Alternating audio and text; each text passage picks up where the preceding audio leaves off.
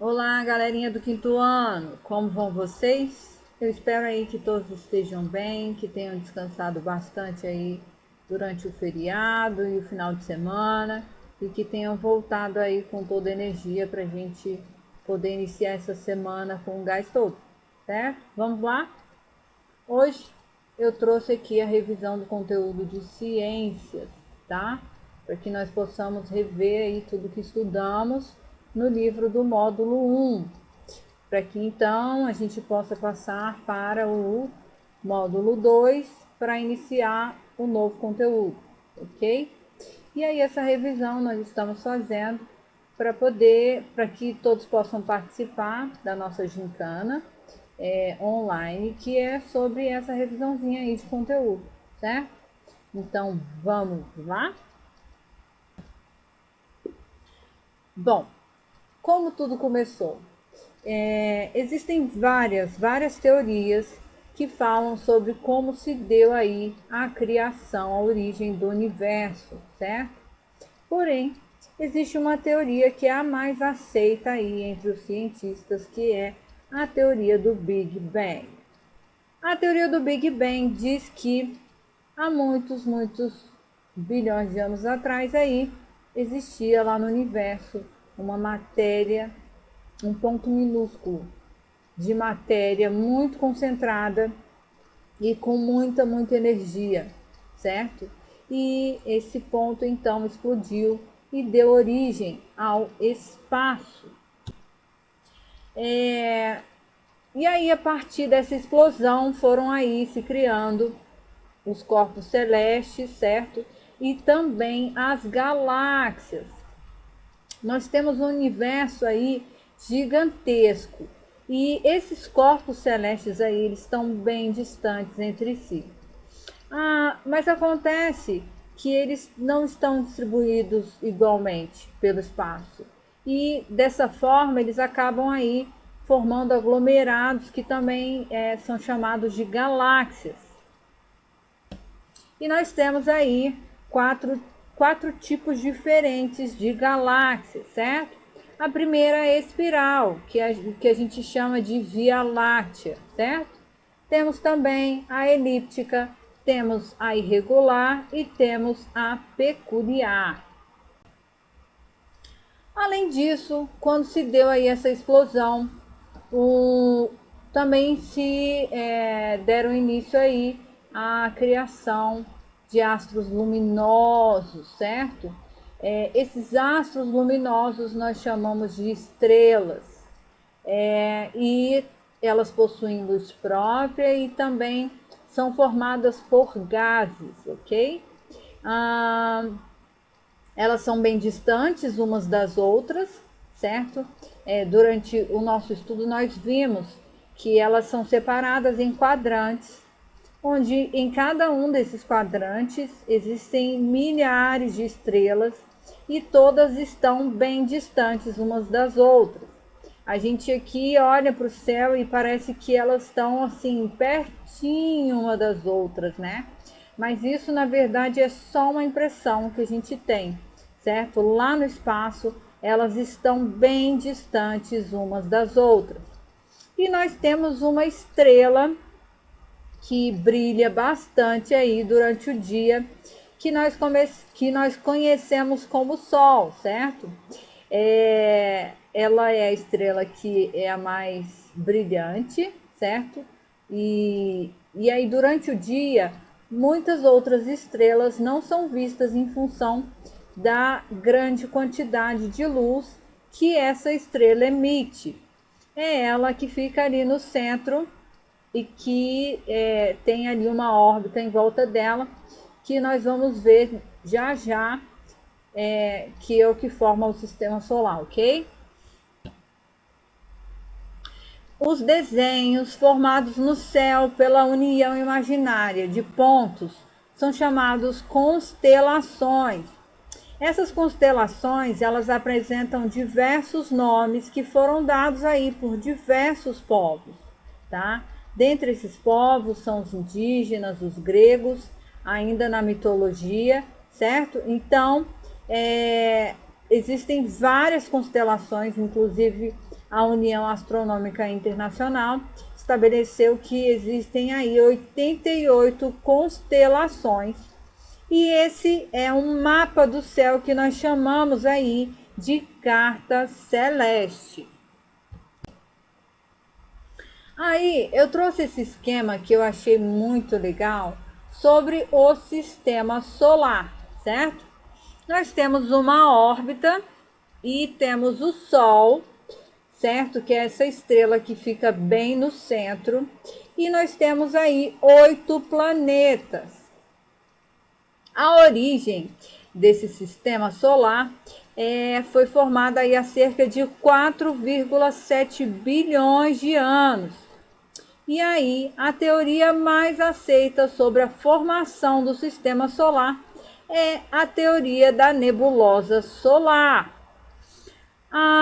Os astros do sistema solar, eles são formados aí, compostos por 8 planetas, sendo 4 deles telúricos, ou seja, que são constituídos por rochas, e 4 jovianos, que são constituídos por gases. Também existem 5 planetas anões, asteroides, cometas, meteoros e satélites, que nós vamos ver já já. O nosso primeiro planeta, que está mais próximo ao Sol, é o Mercúrio, com temperatura de até 430 graus centígrados. O nosso segundo planeta aí, mais próximo do Sol, é também conhecido como estrela d'alva, e Vênus é um dos astros mais brilhantes no céu à noite. Depois, em terceiro lugar, nós temos a Terra. A Terra, que é o planeta que apresenta aí características que permitem a existência de vida, ou seja, apresentam tanto temperatura quanto atmosfera com características boas para a sobrevivência dos seres humanos na Terra. Ele é também chamado de planeta azul. Em quarto lugar, nós temos Marte, que apresenta aí características semelhantes às da Terra, só que possui um solo avermelhado que é bastante rico em ferro e silício.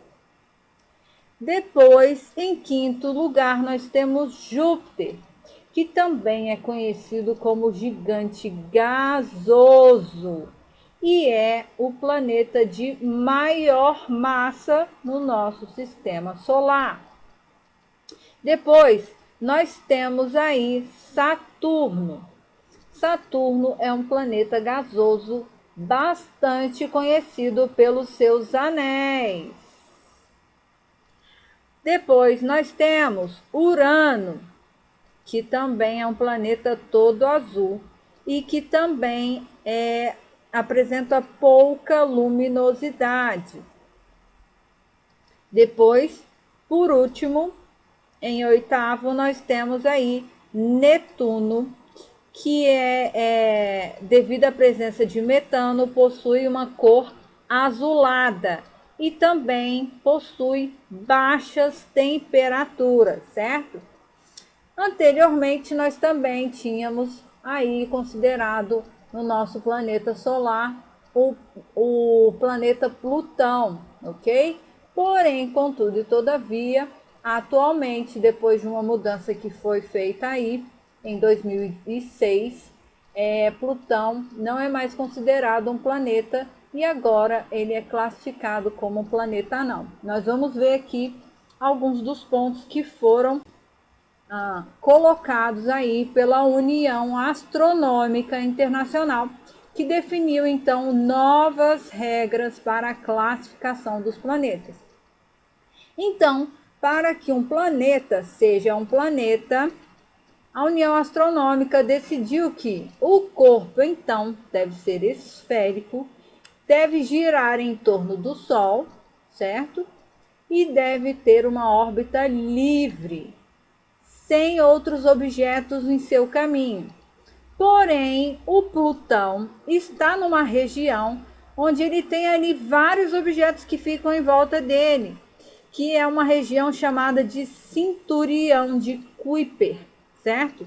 E aí, em função de ter esses objetos aí em volta dele, ele deixou de ser, então, um planeta. Ele perdeu o status de planeta, já que uma das regras aí para a classificação do planeta é que ele não pode ter outros objetos no seu caminho. Então, em função desses objetos que estão aí, que são chamados de cinturão de Kuiper, o Plutão não é então mais considerado um planeta, certo? Além de Plutão, nós temos mais outros planetas anões. São eles: Ceres, Plutão, Haumea, Makemake e Eris. Aí, vamos ver um pouquinho sobre os cometas, asteroides, meteoroide, meteoro e meteorito. Vamos ver um pouquinho da diferença desses bonitos aqui. O cometa, na verdade, ele é constituído por blocos de gelo e rocha. E eles possuem uma cauda que apontam na direção contrária à do Sol. Já os asteroides, eles são compostos de rochas e metais, certo? Ele pode ter um tamanho aí até 100 metros. Os meteoroides, eles são menores que um asteroide, ok? Então, são objetos menores. E alguns entram na atmosfera terrestre. Agora, o meteoro, que a gente também considera como uma estrela cadente, é o rastro luminoso que é causado pela entrada do meteoroide. Então, o meteoroide, eles são resquícios aí dos asteroides e também dos cometas, que quando entram aí em contato com a nossa superfície, eles então fazem aí um rastro luminoso. E por isso aí a gente chama esses rastros que a gente vê aí passando no céu também, nós chamamos de estrela cadente, certo? E o meteorito é o meteoroide, aliás, é o meteorito, me desculpem, é o tal de, é quase a mesma coisa, eles têm os nomes muito parecidos. Então, o meteorito, na verdade, é o meteoroide que atinge a superfície, certo? Então, é aquele resquício lá também do asteroide, do cometa, que atinge, então, a superfície. Agora, nós falaremos um pouco sobre o satélite natural, que é a Lua. A Lua é um satélite natural do planeta Terra. Ela é o único corpo celeste a receber os seres humanos. Nós vamos ver um pouco mais sobre isso lá na frente. E também a Lua é o satélite natural do planeta Terra, tá? Que está distanciada aí por aproximadamente 384 mil quilômetros. Ao longo da superfície lunar não são identificados gases como nitrogênio, oxigênio ou até mesmo água, ok? Por isso, a gravidade também é menor, ok? Já que nós estamos falando, então, do satélite natural que é a Lua, vamos falar também aqui um pouquinho sobre as fases da Lua, certo? É a Lua que faz aí essa volta, que é o satélite natural da Terra, e que por isso aí faz essa volta no planeta Terra. Ela apresenta 4 fases diferentes, certo? Vai depender de como essa Lua está, a posição dessa Lua está em relação ao Sol e à Terra, é que nós vamos perceber aí em qual fase a Lua se encontra. Quando a Lua se encontra entre o Sol e a Terra, certo? E nós da Terra não conseguimos ver a Lua, porque ela apresenta aí essa parte de trás, ou seja, a parte que está virada para a Terra, toda escura, nós não conseguimos ver a Lua da Terra nesse momento, né, quando a Lua está posicionada dessa forma. E esse é o primeiro ciclo, nós chamamos de Lua Nova, é o início do ciclo, tá? Depois, quando essa Lua vai descendo ali um pouco, ela tem somente um quarto dela iluminado pelo Sol. Por quê? Porque mudou a posição. Como mudou a posição, também mudou a forma como a luz do Sol incide nessa Lua. Por isso nós chamamos esse momento de quarto crescente. Quarto exatamente em função de que somente nesse momento há somente um quarto desta Lua iluminado, certo? Então, nesse momento, nós chamaremos a Lua de quarto crescente. Aí, essa Lua subiu um pouquinho e ficou atrás do planeta Terra. Porém, ali na órbita que a Lua está naquele momento, ela não fica exatamente atrás da Terra, certo? Porque se ela ficasse atrás da Terra, nós não conseguiríamos vê-la, ok? Vê-la como ela aparece para nós quando está cheia. A órbita da Lua nesse momento, onde ela está atrás da Terra, é um pouco acima. Então, como ela está um pouco acima, a órbita está um pouco acima, ela consegue então captar toda a luminosidade do Sol.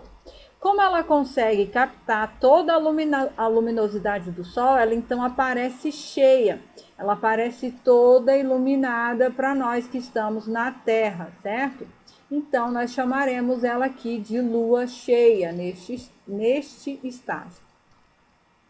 Depois, essa lua foi subindo, chegou ao outro lado. Novamente, a incidência da luz sobre a lua neste momento será de somente um quarto, certo? Nós veremos neste momento somente um quarto da lua iluminado, porém do outro lado, ok? Nesse momento, nós chamaremos a Lua aí de quarto minguante.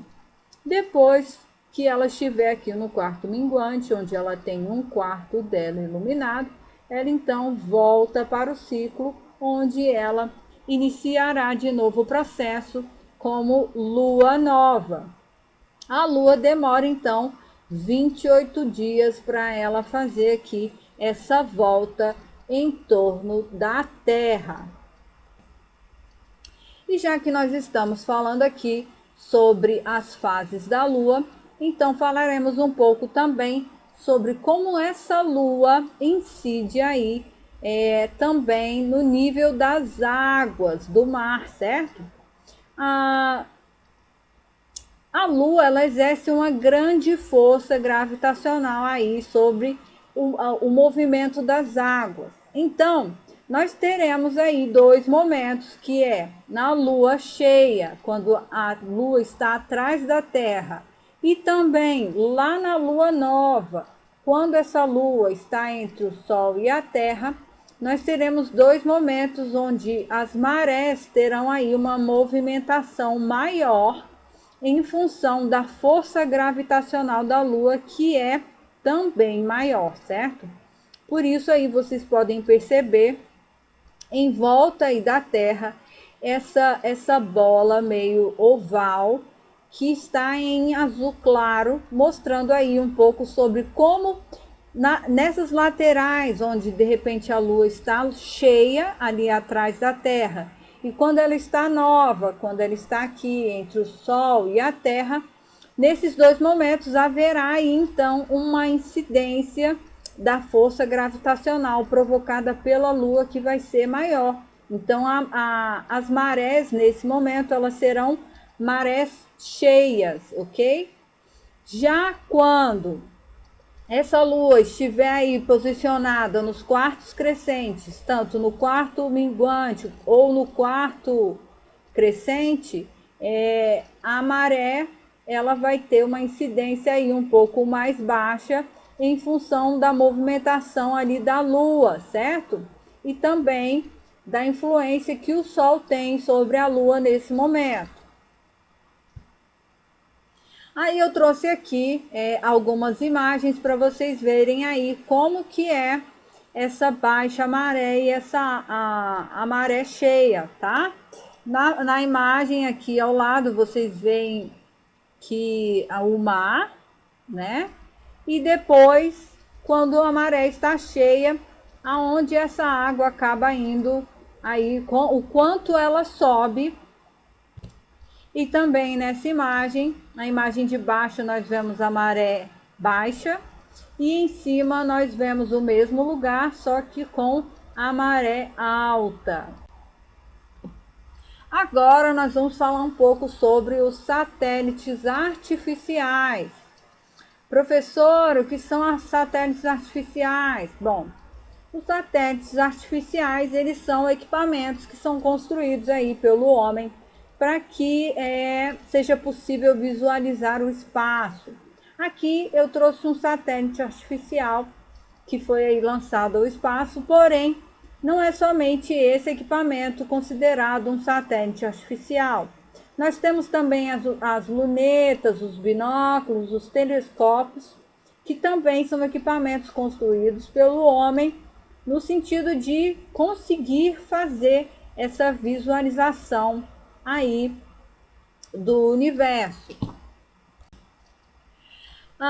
Bom, esses satélites artificiais, eles são de extrema importância porque a partir dos sinais que esses satélites artificiais emitem lá do espaço, que nós conseguimos então ter acesso à televisão, seja ela aberta ou TV a cabo, seja a internet, seja também ao GPS, seja a informações relacionadas ao clima, né? Informações meteorológicas, uso do GPS, informações de fuso horário, controle do desmatamento, certo? Hoje, por exemplo, quando você precisa do GPS, você não conhece um lugar. Atualmente, por exemplo, no Google Maps, você coloca lá um endereço e ele te dá a imagem, ele aproxima, te mostra exatamente todos os lugares que você precisa visualizar. Isso só é possível graças às imagens que esses satélites artificiais possibilitam para que a gente consiga ter esse acesso daqui e para que a gente possa então fazer o uso dessas tecnologias para, enfim, trazer aí uma facilidade também, uma comodidade para as nossas vidas. Aí nós temos aqui, quando nós falamos de satélites artificiais, nós teremos aqui os primeiros satélites artificiais, que é importante a gente saber um pouco sobre eles, para que a gente entenda como se deu esse caminho, né? Mas para que a gente possa falar então dos primeiros satélites artificiais, é importante também que a gente fale aí como foi que tudo se iniciou.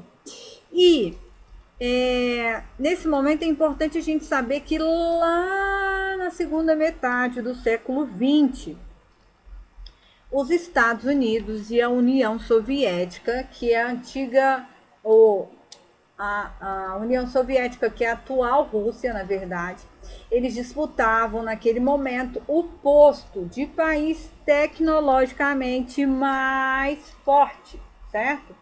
Então eles queriam lá fazer uma queda de braço para demonstrar quem tinha mais poder naquele momento.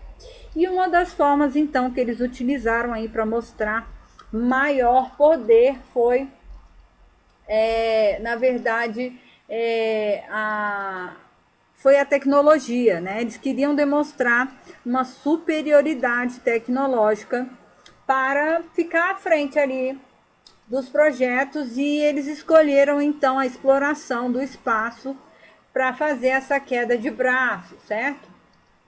E essa corrida aí, ela teve início em outubro de 1957, quando a União Soviética lançou aí o Sputnik 1, que foi o lançamento do primeiro satélite soviético, que pairou ali sobre o espaço. Depois de um mês, eles lançaram então o Sputnik 2, que levou o primeiro ser vivo para o espaço, que foi a cachorrinha Laika. Depois disso, em 1958, nós tivemos aí a criação da NASA, quando eles lançaram aí o Explorer 1, que foi um primeiro satélite lançado ao espaço para fazer estudo do que havia no espaço. Porém, foi em 1961 que o Vostok 1, juntamente com um astronauta soviético chamado Yuri Gagarin, foi enviado ao espaço. Nesse momento, o Yuri Gagarin, ele foi o primeiro ser humano a orbitar a Terra. E foi ele também que trouxe a informação aí de que o mundo, na verdade a Terra, era azul, ok? Depois disso, lá em 1969, nós tivemos o lançamento do Apollo 11, que levou então os primeiros seres humanos a pisar na Lua. E aí nós temos aí os 3 primeiros homens a pisar na Lua, que foram então o Neil Armstrong, o Michael Collins e o Edwin Aldrin. Foram esses 3 rapazinhos aí. Um deles está lá na imagem acima, certo? Quando eles fizeram essa primeira exploração da Lua. E foi isso, gente. Esse foi um pequeno resumo sobre tudo que nós vimos, do que foi estudado aí no módulo 1. Eu espero que vocês tenham aproveitado essa revisão, que tenham feito aí a lembrança dos conteúdos que nós estudamos, que revejam para que consigam participar aí dinamicamente da nossa gincana, certo? Da revisão dos conteúdos. E eu espero que vocês tenham bons momentos de estudo. A atividade proposta para vocês hoje é a atividade que está descrita lá no roteiro de atividades. E eu espero encontrar vocês amanhã, certo? E fiquem com Deus e até mais. Tchau, tchau!